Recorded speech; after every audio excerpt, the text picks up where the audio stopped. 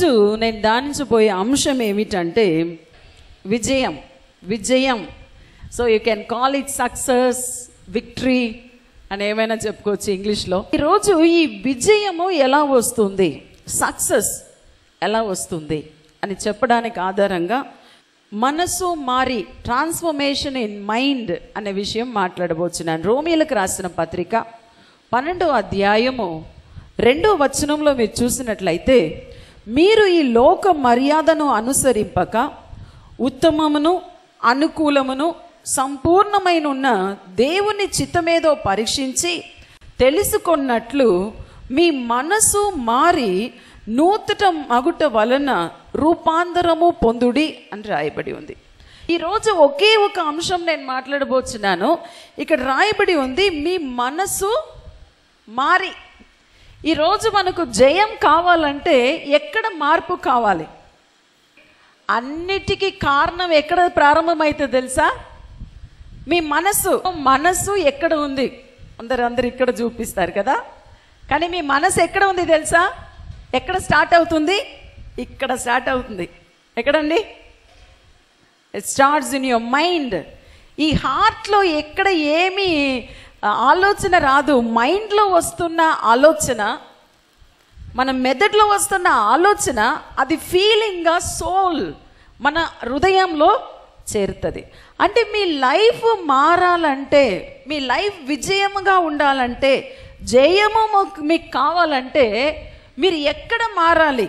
ఈరోజు మీ వస్త్రమును మార్చమని, మీ లైఫ్ స్టైల్ మార్చమని, మీ యొక్క అలా ఏమేమో మార్చమని నేను చెప్పడానికి రాలేదు. మీరు ఎక్కడ చేంజ్ అవ్వాలంటే, ఎక్కడ చేంజ్ అవ్వాలండి?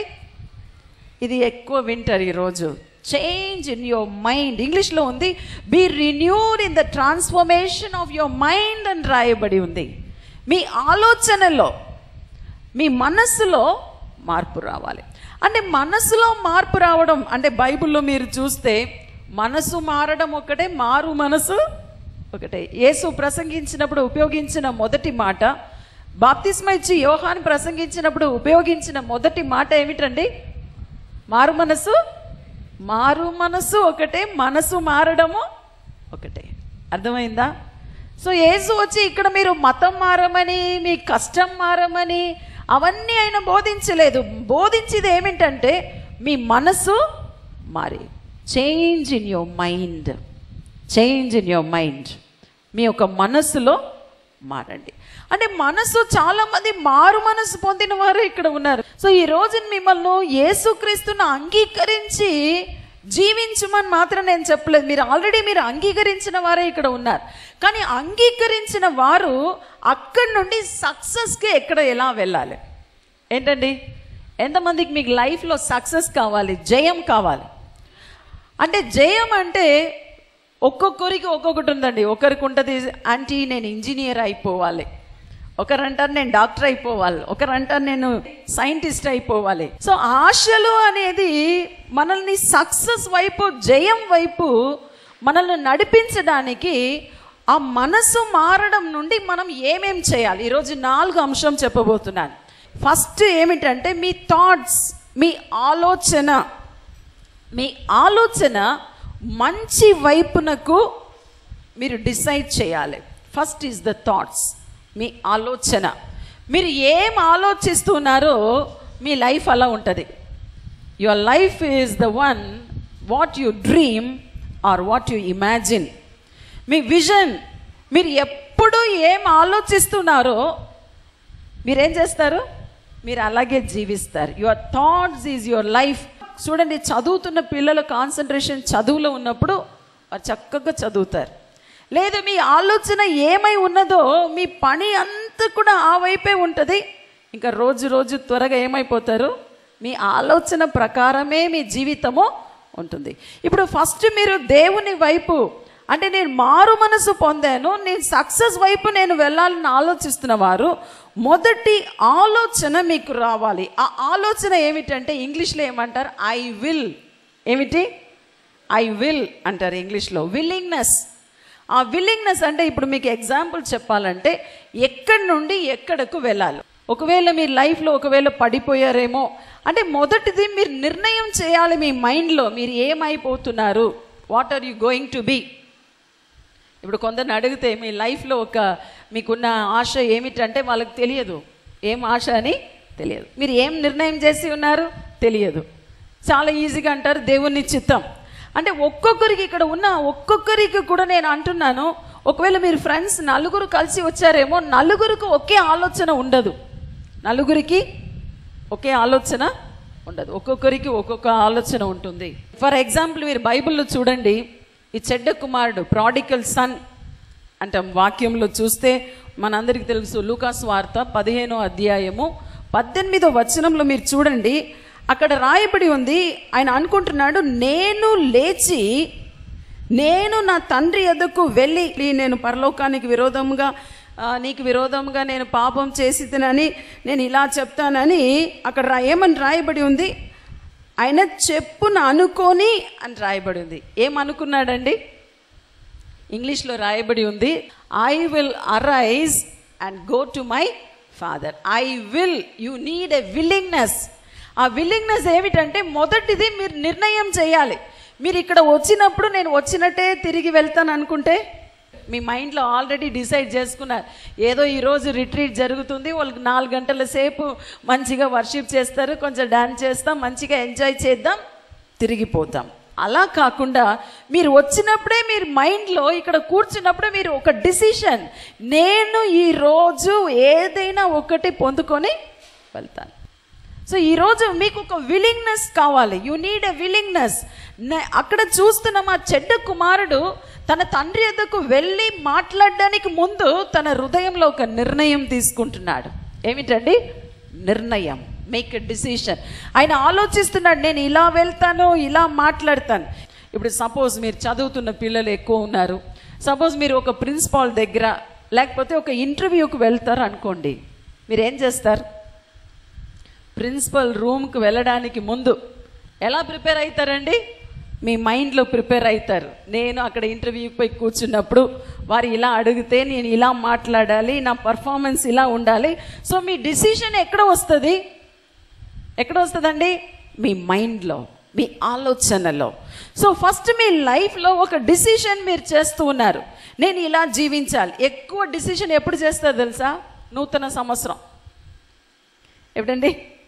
New year promises. అబ్బా చూడాలి 31వ తారీఖు ఆ రోజు చాలా డిసిషన్స్ తీసుకుంటారు చాలామంది. ఏమని? ఓ ఈ సంవత్సరం నేను మంచిగా బైబిల్ చదవాలి, అవునా కదా? ఈ సంవత్సరం నేను మంచిగా చదవాలి, చర్చిలో పోయి 31st 1వ తారీఖు ప్రార్థన చేస్తాను, ప్రభువా ఈ సంవత్సరం నాకు ఎలాగైనా నేను మంచి మార్క్ తెచ్చుకోవాలి, మంచి ఉద్యోగం నాకు కావాలి, అందుకే నేను బాగా ప్రయాసపడతాను, కాంపిటేటివ్ ఎగ్జామ్స్ నేను ప్రయాసపడతాను. కానీ నేనేమంటున్నాను, ఇక్కడ నుండి రెండో స్టెప్, మీరు వస్తున్న మీ విల్ నుండి ఏం చేయాలి? రెండవదిగా పుట్ ఇట్ ఇంటూ యాక్షన్. రెండవది ఏంటండి? యాక్షన్. మొదటిది ఐ విల్ అంటే మీ ఆలోచనలో నిర్ణయం చేయడం. రెండవదిగా యాక్షన్. సంవత్సరం అంతా బైబిల్ చదువుతామని నిర్ణయం చేసి ఆ సంవత్సరం ముగించినప్పుడు మీరు వెనక్కి తిరిగి చూస్తే మీ యొక్క విల్లింగ్లో ఎంతవరకు నెరవేర్చారు. అంటే ఫస్ట్ మనకు విల్లింగ్నెస్ ఉన్నప్పుడు రెండవది ఏం చేయాలి? యాక్షన్. గట్టిగా చెప్పండి. Good, this is action. ఇప్పుడు ఏం యాక్షన్ అంటే మీరు ఏమి నిర్ణయం చేస్తారో రెండవదిగా మీరు యాక్షన్లో మీరు చేయాలి. ఇప్పుడు ఈ చెడ్డ కుమారుని గురించి చూస్తాం. ఆయన మొదటి ఏం చెప్తున్నాడు? నేను లేచి నా తండ్రి యొద్దకు పోయి, తండ్రి నీకు విరోధముగా పరలోక విరోధముగా పాపం చేశాను, ఇక మీదట నీ కుమారుడని అనిపించుకొనుటకు నేను పాత్రుడును కాను. ఇలా చెప్పి చెయ్యక ఉన్న చోటే ఉండిపోయి ఉంటే ఆయన జీవితం బాగుపడేది కాదు. ఎక్కడికి తిరిగి వెళ్తాను అనుకున్నాడు? తండ్రి యొద్దకు తిరిగి వెళ్ళాలి. అంటే రిట్రీట్ అంటే ఏమిటి? తిరిగి వెళ్ళడం. దానికి అర్థం తిరిగి వెళ్ళడం. ఈరోజు ఎందుకు ఇన్ని స్వార్థ కూడికలు, మనకి ఇవన్నీ అవసరం? ఎందుకు గాస్పల్ అవసరం అంటే మనుషులకు రిట్రీట్ కావాలి. ఎక్కడికి తిరిగి వెళ్ళాలి? తండ్రి యొద్దకు. ఎక్కడ తిరిగి వెళ్ళాలండి? దేవుడు మనల్ని సృష్టించినాడు. ఆదాము పోగొట్టుకున్న ఆ ఒక్క జీవితంను మరల జయించడమే క్రైస్తవ జీవితం. హల్లెలూయా. ఏం చేయాలండి? ఏ తండ్రి యొద్దకు? పరలోక తండ్రి యొద్దకు తిరిగి మీరు ఉన్న చోటికి దేవుడు మిమ్మల్ని ఎందుకోసం సృష్టించినాడో అక్కడికి మీరు తిరిగి వెళ్ళినప్పుడే మీ లైఫ్ జయం. ఆదాము వలె మారిపోవాలి, అంటే పడిపోవాలని అనడం లేదు. ఆదామును దేవుడు ఎలా సృష్టించాడో ఆ సృష్టి రూపంలో మనం మారడమే దేవుని ఉద్దేశం. అయితే రెండవదిగా మనం చూస్తున్నాం, ఈ చెడ్డ కుమారుడు ఏం చేస్తున్నాడు? తనలో తను అనుకొని, రెండోది రాయబడింది, లేచి తండ్రి యొద్దకు వచ్చాను. ఏం చేయాలండి? లేచి తండ్రి యొద్దకు వచ్చాను. బైబిల్లో ఒక వాక్యం ఉంది, అరైజ్ అండ్ షైన్. ఎంతమందికి తెలుసు? ఐజాయాలో ఉంది, లెమ్ము తేజరెళ్ళడానికి అందరికి ఆశ ఉంది కానీ లేవడానికి ఇష్టం ఉండదు. లెమ్ము అంటే అర్థం ఏమిటి? Arise. Unless you arise you can't shine. బాగా నేను వాడబడాలి సిస్టర్, కానీ ఇంట్లోనే కూర్చొని ఉంటారు. ఓ నేను పెద్ద ఇంజనీర్ అయిపోయాలి, అసలే బుక్ ముట్టుకోరు. లేకపోతే సంవత్సరం అంతా కాపీ కొట్టేసి క్లాస్లో ఫైనల్ ఎగ్జామ్ వచ్చినప్పుడు ఏం చేయాలో తోచక కష్టపడతారు. సక్సెస్ అనేది మీకు ఒక మైండ్లో మాత్రం నిర్ణయం చేస్తే సరిపోదు. Put it into action. లేచి నడవాలి. Get up and walk. ఎక్కడికి నడవాలి? ఒకటి తండ్రి యొద్దకు నడవాలి, మీ ఒక గోల్ యొద్దకు నడవాలి. నడవాలా పరిగెత్తాలా అనేది మీరు నిర్ణయం చేసుకోవాలి. నడవాలనా పరిగెత్తాలా అని మీరు నిర్ణయం చేసుకో. అంటే ఎవరు జీవితంలో సక్సెస్గా ఉంటారంటే, చాలామంది ఆలోచిస్తారు, పెద్ద పెద్ద ప్లాన్ అంతా చేస్తారు, కానీ ప్లాన్ చేసింది నడవరు. కొన్ని రోజుల క్రితం అమెరికాకు వెళ్ళాను. అక్కడ మాట్లాడుతూ నా దగ్గర ఎప్పుడు ఒక డైరీ ఉంటుంది. మీతో గంట సేపు మాట్లాడడానికి 3 రోజులు దేవుని సన్నిధిలో కనిపెట్టాను. నేను ప్రిపేర్ చేయకుండా నేను వచ్చి మాట్లాడలేను. నన్ను అడిగారు, మీ సక్సెస్కి ఒక కారణం చెప్పండి అని అడిగారు. నేను నన్ను లైఫ్లో ప్రతి ఇది కూడా నేను ఆలోచించి నిర్ణయం చేస్తాను. నిర్ణయం చేసి ఏం చేసుకుంటానంటే, చిన్నప్పటి నుండి అలవాటు అది, ఒక డైరీలో రాసుకుంటాను. రేపటి దినం నేను ఏమేం చేయాలి ఒక బుక్లో రాస్తాను. రేపు అంటే మామూలుగా బైబిల్ చదవడం, ప్రేయర్ లైఫ్ నేను చెప్పట్లేదు. ఈరోజు నేను టికెట్ బుకింగ్స్ చేయాలి, ఈరోజు నేను ఈ అకౌంటింగ్ చేయాలి, ఈరోజు బ్యాంక్ వర్క్ చేయాలి, ఈరోజు వీళ్ళతో మాట్లాడాలి, ఈరోజు మా పేరెంట్స్కి డబ్బు పంపించాలి. ఒక పెద్ద లిస్ట్. రేపటి దినం ఏమేం చేయాలో ఒక రోజు ముందుగానే నాకు ఆలోచనలు వస్తుంది, అంతా రాసుకుంటాను. మరలా నెక్స్ట్ రోజు నైట్ నెక్స్ట్ రోజుకి రాస్తాను చూడండి, అప్పుడు టిక్ చేస్తాను. ఇది చేశాను, ఇది చేసి ముగించాను, ఇది చేసి ముగించాను. ఒక లిస్ట్ అంతా కరెక్ట్ చేసి ఏదో ఒక్కటి మిగిలినప్పుడు నెక్స్ట్ డే లిస్ట్లో రాస్తాను. ఆ నెక్స్ట్ డే ఏం చేస్తాను, నా యాక్షన్ ఇంకా స్పీడ్గా లేకపోతే ఆ లిస్ట్ రోజు రోజుకి ఏమైపోతుంది, పెద్దగా అయిపోతుంది. సో మీ స్టూడెంట్స్ లైఫ్ కూడా నేను నా పిల్లలకి నేర్పిస్తాను చదవమని. నేనంటే నా అప్పుడప్పుడు లెసన్స్ చదవండి. నా ముగ్గురు మంచిగానే చదువుతారు, కానీ కొన్నిసార్లు కొందరు నాతోనూ ఫ్రెండ్స్ని నేను చూసి ఉన్నాను, ఫస్ట్ యూనిట్ టెస్ట్ అయిపోయే వరకు, క్వార్టర్లీ ఎగ్జామ్ అయిపోయే వరకు, ఫస్ట్ సెమిస్టర్ అయిపోయే వరకు బాగా చదువుతారండి. సెకండ్ సెమిస్టర్ వచ్చినప్పుడు 80% అనేది 60% అయిపోతుంది. థర్డ్ సెమిస్టర్ వచ్చినప్పుడు ఫెయిల్ అయిపోతారు. ఫోర్త్ సెమిస్టర్ సేవకులకు లెటర్ రాస్తారు. ఈజీగా చేయగలిగిన పని, ఆంటీ నేను ఎగ్జామ్లో పాస్ అయితే 100 రూపీస్ కానుక పంపిస్తాను. కానుకన్నా లంచమ్మా, మనకు అలవాటు అయిపోయింది కదా అన్నిటికీ. కానుక అనేది పంపించడం, ఒక సేవకురాలుగా కానుక పంపించడం తప్పు అని నేను చెప్పడలేదు. That is a way of escape. ఏంటండి, మీరు చేయవలసిన పనిని మీరు చేయకుండా, మీరు చదవలసిన టైంలో చదవకుండా, ఎగ్జామ్కు ముందు రోజు ఒక 100 రూపీస్ కానుకను పంపించి, సిస్టర్ నా కోసం నేను ఎగ్జామ్లో పాస్ అవ్వాలి ప్రేయర్ చేయమంటే, నేను ఎప్పుడు అంటాను అది కరెక్ట్ అయిన మార్గము కాదు. That's not at all right. అది తప్పు. So you want success, it's an effort. ఏమిటండి, జయం పొందడం అనేది, విజయం పొందడం అనేది మీరు ఉన్న చోటు మీరు కూర్చొని, మీరు ఏమి ప్రయాస పడకుండా విజయం మీ జీవితంలో కావాలని అనుకుంటే మీరు ఎక్కడ చేరాలని అనుకుంటారో ఆ చోటికి మీరు ఖచ్చితంగా చేరరు. అక్కడ చేరాలంటే ఏం చేయాలి? యాక్షన్. లేచి నడిచి అని రాయబడి ఉంది. ఆలోచించాడు, లేచి నడిచాడు, యాక్షన్లో చేశాడు. ఆయన లేచి నడిచి తండ్రి యొద్దకు వచ్చి అని రాయబడి ఉంది. తండ్రి యొద్దకు వచ్చి. ఇంకా చాలామంది నడవడం ప్రారంభిస్తారు, యాక్షన్లో ప్రారంభిస్తారు, మధ్యలో ఆగిపోతారు. అదే ఇందాక నేను చెప్పాను, మధ్యలో ఆగిపోతారు. ఒక స్త్రీ గురించి బైబిల్లో చూస్తున్నాము. 12 సంవత్సరములు రక్తస్రావం కలిగిన స్త్రీ.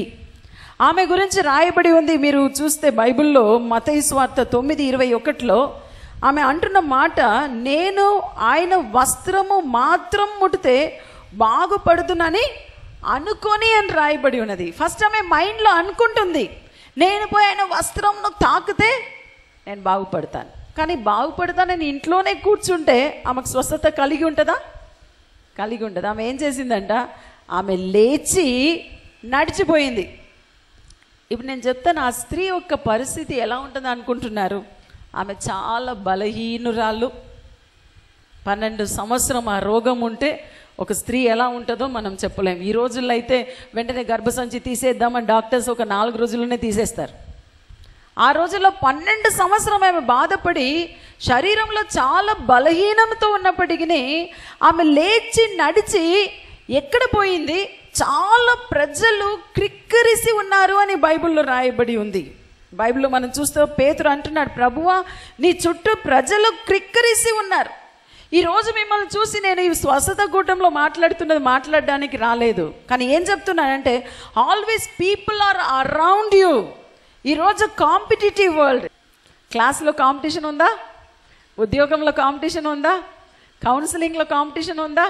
ఒక చిన్న పోలీస్ ఇంటర్వ్యూకి పోతే కాంపిటీషన్ ఉందా? ఎక్కడైనా ఏంటండి కాంపిటీషన్. ఒకరోజు ఒక తల్లి నాకు ఫోన్ చేశారు చెన్నై నుండి, సిస్టర్ మా బాబు కోసం మీరు బాగా ప్రార్థన చేయండి అన్నారు. సో నేను అడిగాను, ఎందుకమ్మా ప్రార్థన చేయాలి? బాబుకు ప్రార్థన చేయాలంటే నేను అనుకున్నాను రేపు ఇంటర్వ్యూ సిస్టర్. నేను అనుకున్నాను ఏం ఇంటర్వ్యూ, ఉద్యోగం ఇంటర్వ్యూ ఏమో అని. తర్వాత మెల్లగా అన్నారు, సిస్టర్ నేను కూడా బాగా మా అబ్బాయి కోసం ప్రిపేర్ అయ్యానండి. రేపు నేను, నా భర్త, మా బాబు అందరూ కలిసి ఇంటర్వ్యూకి వెళ్తున్నారు అని చెప్తున్నారు. రేపు మా బాబుకు ఎల్కేజీ అడ్మిషన్ అన్నారు. వాళ్ళు అంటున్నారు, సిస్టర్ అక్కడ ఎగ్జామ్ స్టూడెంట్కి కాదు పేరెంట్స్కి అంట.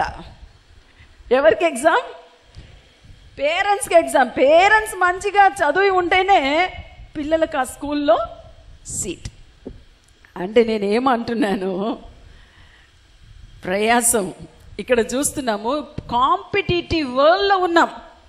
ఈరోజు చాలామంది ఫెయిలియర్ రావడానికి కారణం కాంపిటీషన్లో వారి ఇతరులను చూసుకుంటూ నాకు సాధ్యమో కాదు, ట్రై టు గెట్ సంథింగ్, ఏదో ఒకటి. ఇప్పుడు ఈ స్త్రీని చూడండి, ఆమె అంటుంది నేను వస్త్రమును తాకుతానని బయలుదేరిపోయింది. కానీ ఎక్కడ తాకిందండి? వస్త్రపు చెంగు. చెంగు ఎక్కడ ఉంటుంది తెలుసా? కింద నేల దగ్గర. ఒక యూదుని వస్త్రపు చెంగు it will be on the floor, నేలలో. వస్త్రమును తాకడానికి పోయి ప్రజలు క్రిక్కరేసి ఉన్నప్పుడు ఎలాగైనా తాకాలని ప్రయత్నించి అట్లీస్ట్ షుడ్ రీచ్ దట్. ఆ చెంగునైనా, కొంగు కాదండి, చెంగు. కొంగు అంటే ఇక్కడ పైన ఉంటుంది, చెంగు ఎక్కడ ఉంటుంది? యూదుల డ్రెస్ చూసారా? నేను చూసి ఉన్నాను. నేను జర్మన్ దేశంలో డెన్మార్క్ అనుకుంటున్నాను, అక్కడ పోయినప్పుడు ఒక యూదుడు యేసులాగానే ఉన్నాడు, హైట్గా, తలలో ఒక చిన్న టోపీ ఉంటుంది, ఆ టోపీ పెట్టుకొని వచ్చాడు. ఆయనకు వెంటనే స్వస్థత వచ్చింది. ఆయన ముందుకు వచ్చాడు. నేను అడిగాను, నన్ను మెస్సియాని నమ్ముతున్నావా అని అడిగాను. ఆయన అన్నాడు, yes I believe in the Lord Messiah and the healing power. వెంటనే ఆయనకు స్వస్థత జరిగింది. అంటే ఆ యూదుని చూసినప్పుడు, ఆయన వస్త్రం చూసినప్పుడు అనుకున్నాను, యేసు ప్రభు వస్త్రం కూడా ఇటువంటిదే కదా. వస్త్రపు చెంగులో బ్లూ కలర్లో నాడ ఉంటుందంట, నాట్ ఉంటుందంట. ఆమె ఎక్కడ పోయి తాకింది?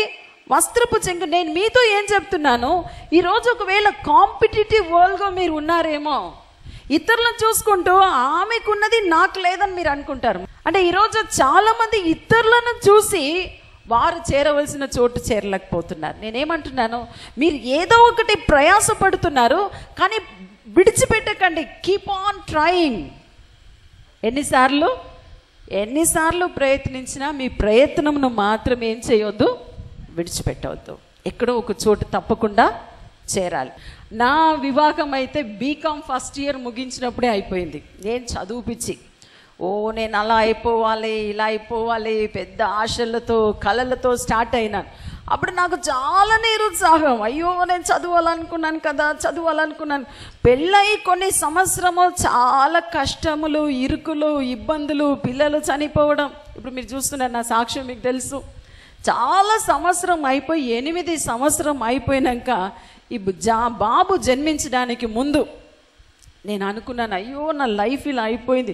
కొన్ని రోజు కృంగుపాట్లో ఉన్నాను. అయ్యో ప్రభువా, నా లైఫ్ వేస్ట్ అయిపోయింది కదా, నేను అలా అయిపోవాలనుకున్నాను, ఇలా అప్పుడు అనుకున్నాను, ఎందుకు ఇప్పుడు చేయకూడదు.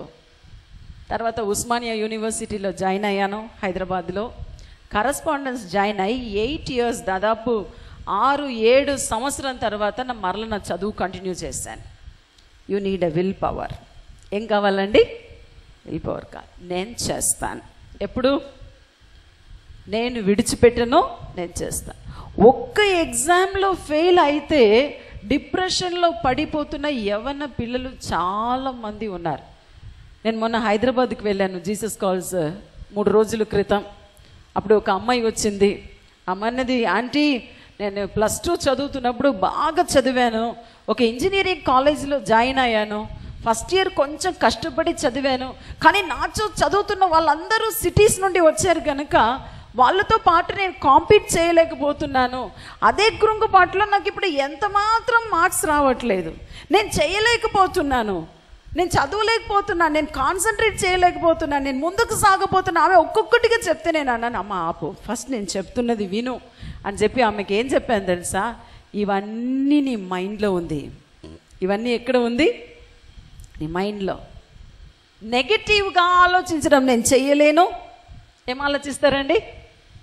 ఎంతమంది ఎలా ఆలోచిస్తారు?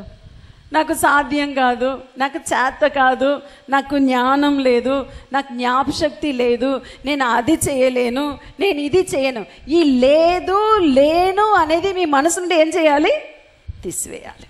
Take it out of your mind.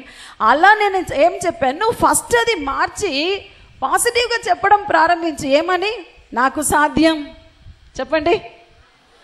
ఇంకా డౌట్ కొందరికి, నాకెక్కడ సాధ్యం, నేను ఇప్పుడు 4 years ఫెయిల్ అయిపోయాను కదా. మీరు చెప్పండి, 4 years పోగొట్టుకున్నది ఈ సంవత్సరం నాకు సాధ్యం. చెప్పండి, నాకు సాధ్యం. It's possible. ఎలా? నన్ను బలపరుచు క్రీస్తునందు నాకు సమస్తము సాధ్యం. Because Christ is strengthening me, I can do what I want. సమస్తము చేయగలను, సమస్తమును చేయగలను. నా లైఫ్ ఈరోజు ఈ రీతిగా ఉండడానికి నా బుక్ ఎవరైనా చదివితే మీకు అర్థమై ఉంటుంది, కుమ్మరి చేతిలో మట్టి పాత్ర. దానిలో రాశాను, నా లైఫ్ అంతా చిన్నప్పటి నుండి ఛాలెంజింగ్ లైఫే. నేను 8th ముగించుకొని 8th క్లాస్ వరకు నేను బెంగళూరులో చదివాను. బెంగళూరులో ఏ భాష తెలుసా అండి? కన్నడ. సో 9th క్లాస్లో సడన్గా తమిళనాడు వెళ్ళవలసిన పరిస్థితి వచ్చింది. అంటే ఆ రోజుల్లో హిందీ, ఇప్పుడు కూడా తమిళనాడులో హిందీ లేదు. అక్కడ పోతే తప్పకుండా 9th క్లాస్లో 5 books తమిళ్ చదవాలి. నాన్ డీటెయిల్, మెయిన్ ఒకటి, గ్రామర్ ఒకటి, ఇంకా స్టోరీ బుక్ ఒకటి. ఆ తమిళ్ బుక్ కూర్చొని కొన్ని రోజులు ఏడ్చాను. ఎందుకంటే నాకు అక్షరాలు మాత్రమే వచ్చు. అప్పుడు LKGలో వస్తున్న ఈ మాత్రమే వచ్చు.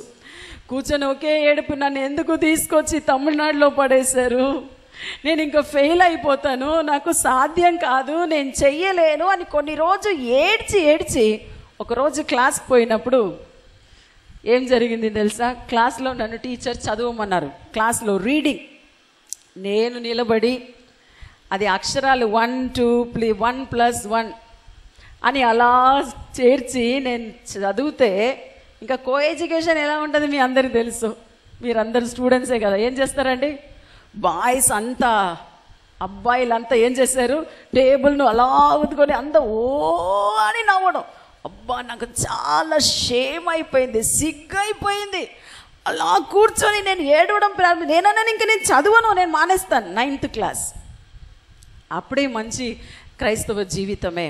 కానీ ఇంటికి తిరిగిపోతున్నప్పుడు నడుస్తూ వెళ్తున్నాను. ఆ రోజుల్లో కార్ లేదు. నడిచి వెళుచున్నప్పుడు నాకు ఒక రోషం వచ్చింది. ఏం తెలుసా? నవ్వారు కదా, చదివి చూపిస్తాను. ఏంటండి? చదివి చూపిస్తాను.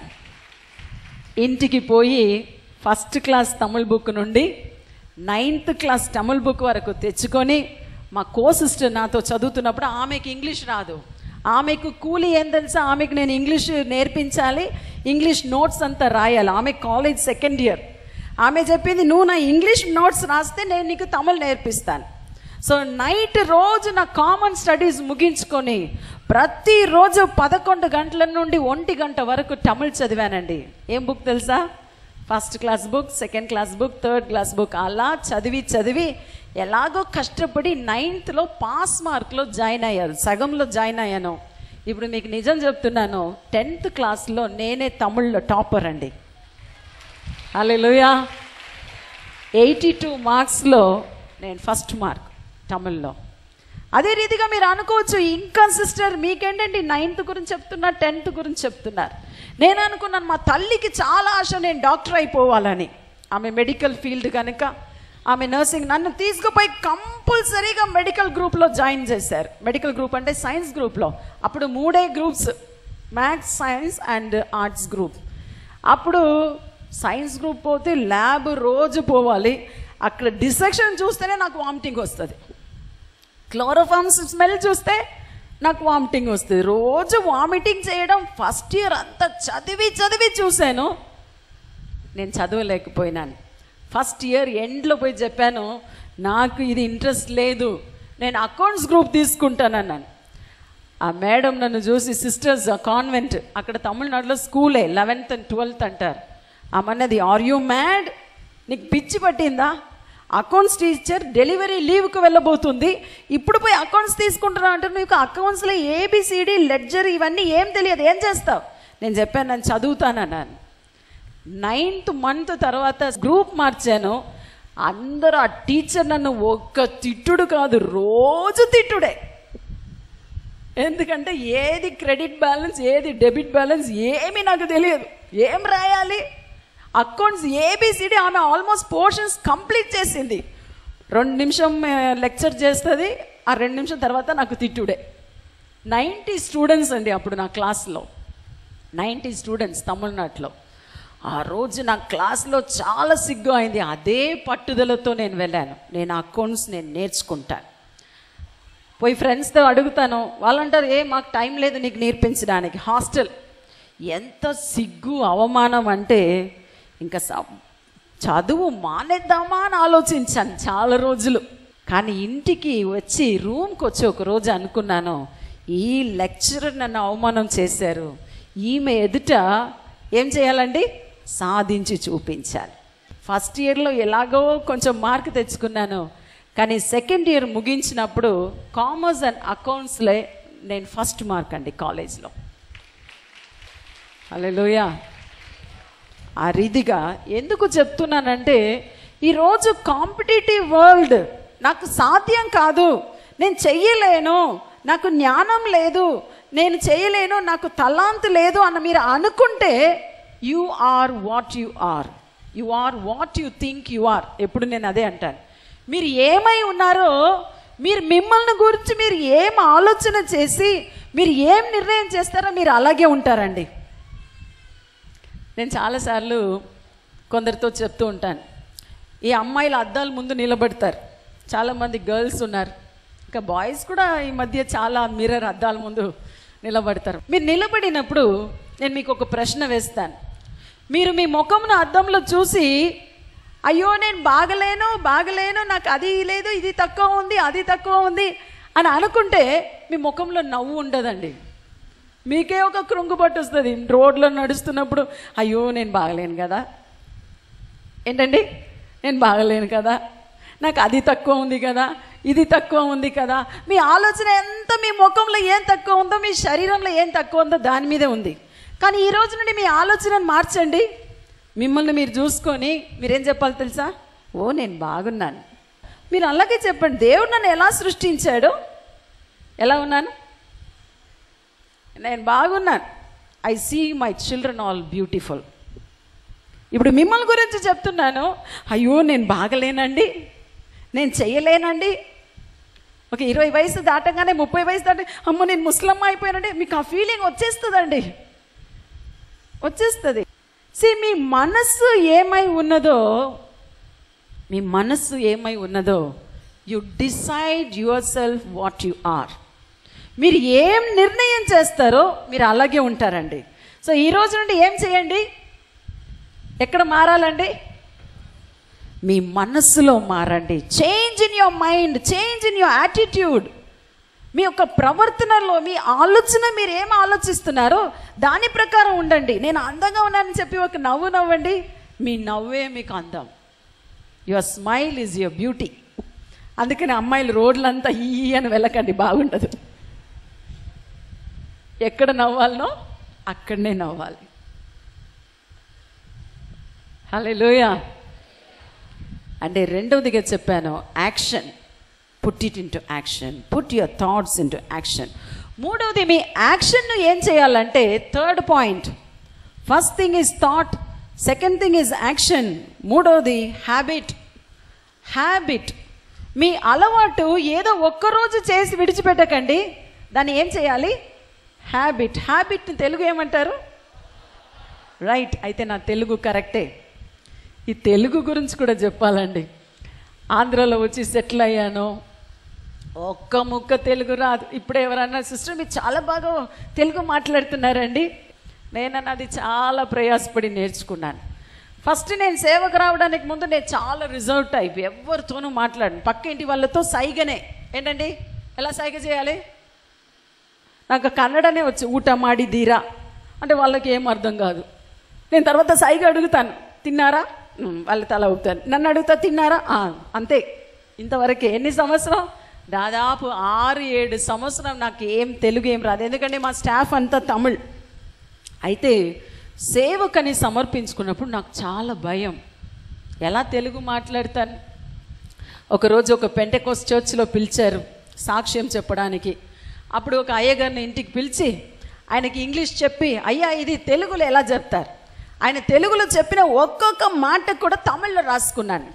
సో ఆ తెలుగును అలాగే తమిళ్లో రాసుకొని కంఠతం చేసుకొని, ఎంతసేపు అండి, ఎంతసేపు తెలుసా, 5 నిమిషం సాక్ష్యం అండి. ఎంతసేపు, 5 minutes సాక్ష్యం. 5 minutes సాక్ష్యం చెప్పడానికి 5 రోజులు కూర్చొని రాసి 7 రోజులు ఉపవాస ప్రార్థన చేశానండి.